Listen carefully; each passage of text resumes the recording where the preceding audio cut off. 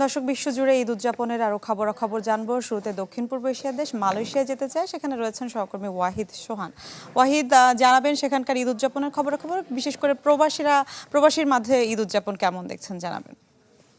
ধন্যবাদ। আপনি যেমনটি বলছিলেন, আসলে আজকে মালয়েশিয়ার সময় সকাল ৮টা ১৫ মিনিটে মালয়েশিয়ার প্রশাসনিক রাজধানী পুত্রাজায়ার যে মসজিদ পুত্রা রয়েছে, সেই মসজিদ পুত্রাতে মালয়েশিয়ার প্রধানমন্ত্রী আনোয়ার ইব্রাহিমের নেতৃত্বে এখানে ঈদের জামাত অনুষ্ঠিত হয়েছে। এই ঈদের জামাতের মধ্য দিয়ে এখানে নতুন করে একটি সুখ, সমৃদ্ধি এবং বিশ্বজুড়ে যেই পরিস্থিতি বিরাজ করছে, যুদ্ধ পরিস্থিতি বিরাজ করছে, এই যুদ্ধ পরিস্থিতি থেকে মুক্তির জন্য দোয়া করা হয়েছে।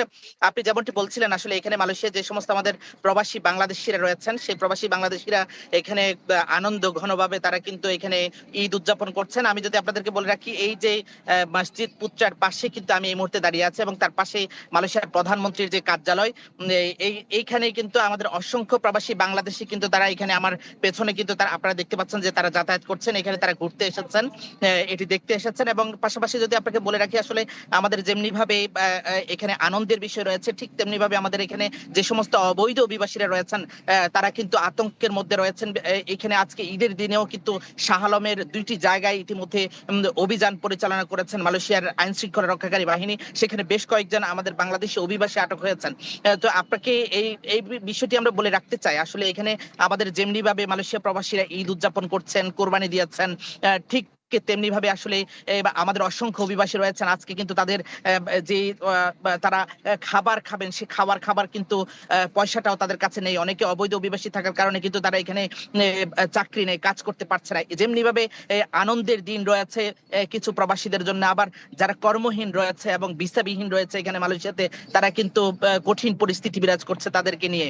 তো আমরা আসলে যেমনি ভাবে ঈদের আনন্দটা আমরা যদি ভাগাভাগি করে নিতে পারতাম প্রবাসে, অনেক জায়গায় সেই চেষ্টাটি চলছে যে প্রবাসে ঈদের আনন্দ ভাগাভাগি করে নেবার, কিন্তু এটি আসলে সব থেকে বেশি প্রয়োজন এখানে যে সমস্ত অবৈধ অভিবাসীরা রয়েছেন তাদের প্রতি নজর দিয়ে তাদেরকে আগামী ঈদে যাতে তারা তাদের সে আনন্দঘন মুহূর্ত ফিরে পেতে পারে, সেজন্য বাংলাদেশ সরকার দেখবেন এবং মালয়েশিয়া সরকারের সাথে আলোচনা করে এই সিদ্ধান্ত গ্রহণ করবেন। জি ওয়াহিদ, ধন্যবাদ আপনাকে। আমি কি কিছু ধরেছি নাকি? আপুটা আপনাকে চেক আউট করছে, জাস্ট কুল থাকুন। দর্শক, মালয়েশিয়া থেকে ঈদ উদযাপনের খবরাখবর জানাচ্ছিলেন সহকর্মী ওয়াহিদ সোহান। দর্শক, আমরা আরও মধ্যপ্রাচ্য, আমরা বলছিলাম যে মধ্যপ্রাচ্য সহ বিভিন্ন দেশে, এমনকি উত্তর আমেরিকার বিভিন্ন অঞ্চল এবং ইউরোপেও বেশ কিছু অঞ্চলে হচ্ছে আমরা আজ দেখেছি যে ঈদুল আজহা পালিত হয়েছে। আমরা সেই জায়গার খবরাখবরও জানবো। আমরা এই মুহূর্তে ইউরোপে যেতে চাই। ইউরোপের দেশ ইতালির থেকে আমাদের সাথে যুক্ত হয়েছেন সজীব আহমেদ রিয়ন। রিয়ন, জানাবেন সেখানকার ঈদ উদযাপনের খবরাখবর। আপনাকে ধন্যবাদ। মধ্যপ্রাচ্যের সাথে আসলে ইটালিতেও ঈদুল আজহা উদযাপিত হতে এখানের প্রবাসী বাংলাদেশিরা অর্থাৎ এখানে রাজধানী প্রাণকেন্দ্র ভিক্টোরিয়াতে যেই ঈদগাহ মাঠটি আছে, সেই ঈদগাহ মাঠে প্রথম জামাত অনুষ্ঠিত হয়। সেখানে মুসলিমরা যারা আছে সকলে একসাথে নামাজ প্রায় 5টি জামাত আসলে অনুষ্ঠিত হয়। এরপরে তুর্কি নেতারা, যিনি বাংলা টাউন নামে পরিচিত, সেই বাংলা টাউনে কিন্তু প্রায় 5টি জামাত অনুষ্ঠিত হয়। সেখানে বিভিন্ন পেশার মানুষের বিশেষ করে প্রবাসী বাংলাদেশি যারা আছে তারা কিন্তু তারপরে তারা আমার শেষে কিন্তু তারা একে একজনের সাথে আসলে কুশল বিনিময়ের পরেই তারা কিন্তু কোরবানি দিতে, অর্থাৎ পশু জবাই দিতে তার নির্দিষ্ট স্থান আসার জন্য। তো পরিবার ছেড়ে এই যখন আসলে তাদের কিছুটা কষ্ট হলেও আনন্দ ভাগাভাগি করে নিতে দেখা গিয়েছে।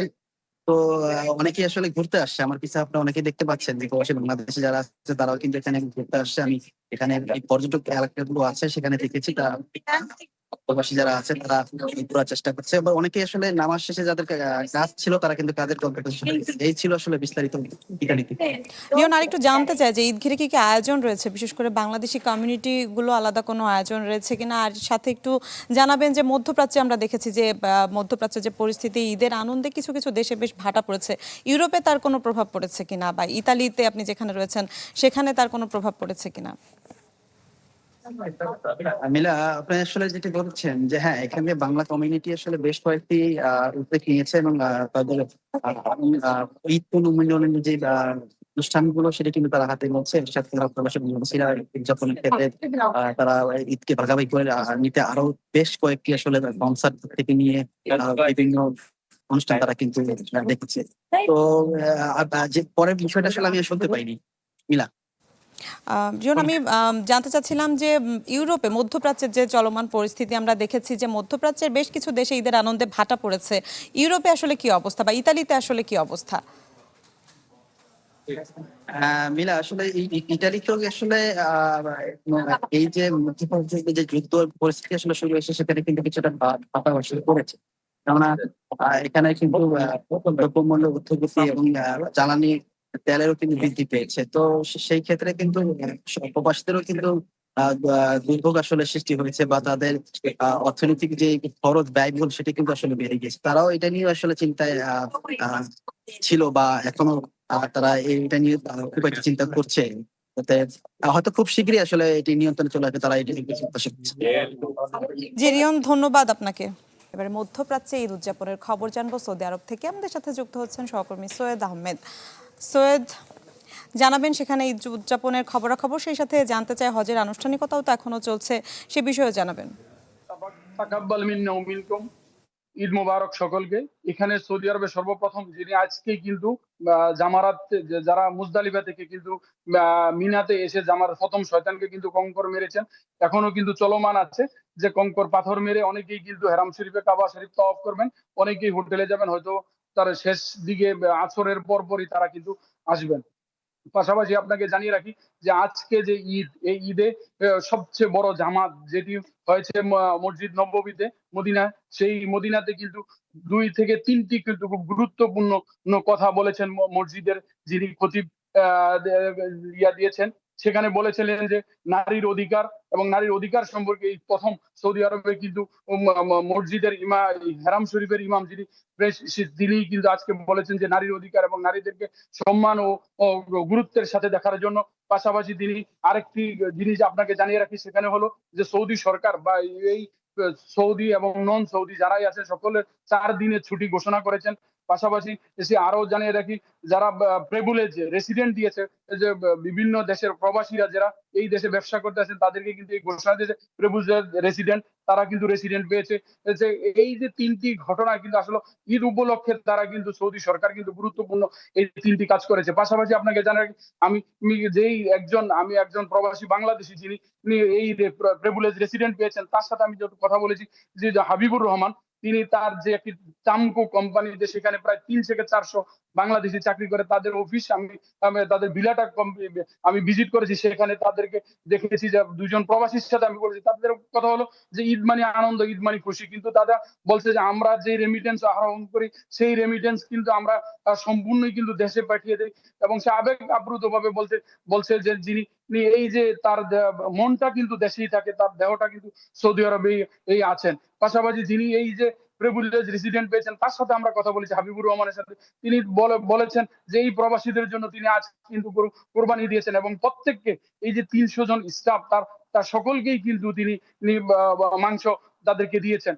এটা কিন্তু আসলে গুরুত্বপূর্ণ এই যে প্রবাসীদের মধ্যে যে তাদের যে দেশের একটা আনন্দ, তাদেরকে দেশকে ভুলিয়ে রাখার জন্য এখানে যে তাদেরকে করেছে, এইটাই কিন্তু আসলে আবেগ আপ্লুত ভাবে তিনি কিন্তু জানিয়েছেন। পাশাপাশি আপনাকে জানি এই যে ঈদের জামাতে যে লক্ষ লক্ষ মুসলমান যারা এই যে মসজিদ নববীতে জড়ো হয়েছেন, সেখানে কিন্তু এই যে আজকে যে ঘোষণাটি এসেছে নারীর অধিকার এবং প্রবাসী থেকে 4 দিনের ছুটি, এটা কিন্তু খুব গুরুত্বপূর্ণ বিষয়। যেখানে সৌদি আরবের আরব দেশের ভিতরে যেখানে নারীরা সব সময় ইয়াতে ছিল, সেই নারীদেরকে মুক্ত করে দিচ্ছে, এটা কিন্তু আসলে খুব গুরুত্ব দিয়ে দেখাচ্ছে। পাশাপাশি যারা সৌদি আরবে এই যে রেসিডেন্ট যারা আছেন তাদেরকে ছুটি দিয়েছেন, ছুটির সাথে তাদেরকে পেমেন্ট সঠিকভাবে হচ্ছে কিনা এবং তাদেরকে যদি না করা হয় কঠিন হাতে করা হবে এবং সৌদি লেবার কোড তাদেরকে চেক করবেন। এই বিভিন্ন বিষয় কিন্তু তারা কিন্তু আজকে ঈদ উপলক্ষে কিন্তু তারা দিয়েছেন। এইটাই হলো কিন্তু আসলে সর্বশেষ তথ্য আমার কাছে ছিল সৌদি আরবের থেকে। জি সৈয়দ, ধন্যবাদ আপনাকে।